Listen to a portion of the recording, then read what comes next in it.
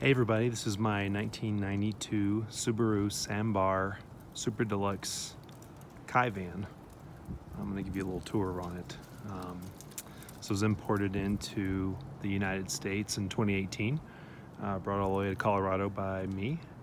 I've owned it for some time now, and let me walk you through some of the features. So as you can see, it's a pretty small form factor. It's a right-hand drive. I'll go ahead and open up the driver's side door here and kind of give you the passenger side door, kind of give you an idea of what's going on. It's a cab over design.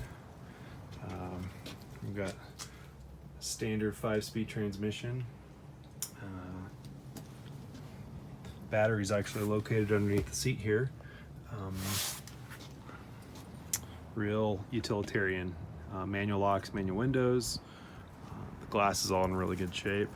Haven't had any problems with glass chips or cracks or anything like that, especially in this cold weather. This has sliding doors on both sides, which is really nice. The sliding doors actually have windows in them, which is unusual, I think. Sliding or rolling windows. So you have a crank, and it actually will lower the window just a little under halfway, which is kind of fun. It'd be perfect to open up the windows and when it gets warmer. And it's a large window, so it's hard to get back up. There we go. Doors slide all the way open. You get a pretty good opening there for your passenger. I'm gonna go around the back here. It's got an enormous hatch on the back.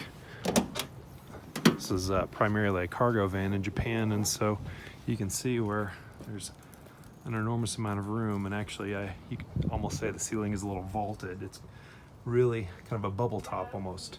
So it's actually a rear-mounted engine. This is the clasp for the engine bay. It has the Subaru Clover 4-cylinder engine in it. It generates, I think, about 55 horsepower, so it's no speed demon, but it gets you from A to B.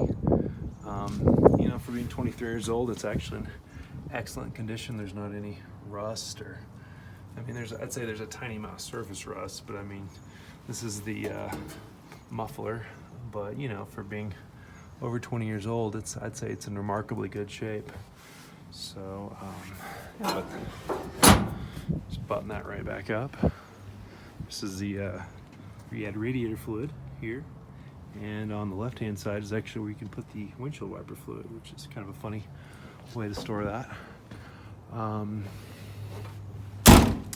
Let's go ahead and go around to this side. Similar to the other side, it's I don't know if I mentioned or not, but this is a 4-wheel drive. It's not an all-wheel drive car. Go ahead and open up the other sliding door here. You can see it's got just a pretty basic bench. It needs a little bit of reupholstering. I didn't want to spend the money on reupholstering because I figured whoever would buy this van might want to do it in a different fabric. So I'm going to leave that up to the person who purchases it. But as far as the bench goes, it folds down, and then it's got large rubber feet here. You can turn around and fold it, and you have a completely flat surface, which is really nice. And to give you an idea of how big that surface is, I'm a little over 6 feet tall, and I can lay comfortably head to foot in here. In fact, let's go ahead and do that.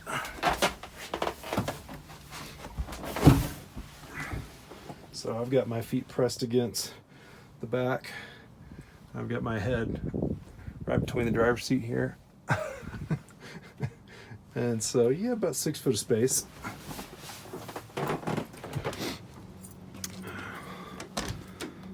This is the driver's side. You can see it's got clutch, brake, and gas. Like I say, real basic setup. That's actually kind of why I love this van, is because everything is simple and there's no frills. It's kind of amazing that way.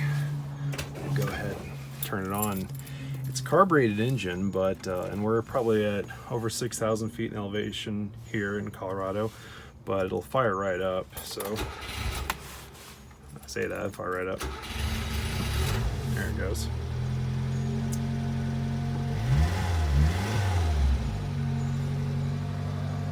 It's got 117,000 kilometers on it, which roughly translates to about 70,000 miles. No warning lights or any kind of errors or anything. It's got a standard thermostat. Actually has AC, so you can turn the AC on and then you can set the temperature, hot or cold. It's got the standard controls here, fan speed, and then this is going to recirculate the air or bring in fresh air from outside. This is a standard Japanese, I guess, single DIN radio. It doesn't receive any United States radio stations, but I wanted to retain the look because it, like I said, looks stock, looks great. So this is the stick shift. It actually has a 5-speed, like I said before, with the reverse in the bottom right. And this is actually, I guess you'd call like a low gear, a 4-wheel drive low gear. So you can press the stick all the way to the left and then up. And then there's kind of on the fly 4-wheel drive here. And so you can actually push that button in. You can see that actually the hubs click, and you can see the 4-wheel drive engage here, which is really cool. And that's available right on the stick there. And then just your standard pull emergency brake. Over here I've got a little glove box. I've got a replacement oil filter for it. It is actually the oil filter out of a Subaru Justy. I'll put some brand new tires on there, so I've got records for that, insurance card, registration. Came with a spare door handle for some reason. It does have the factory manual, which I think is really cool. So this is the 660cc motor, yeah, it's got some really great stuff in there. The illustrations are excellent. It tells you, you know, you can kind of take context clues on how to operate most everything in this van. It's all very straightforward.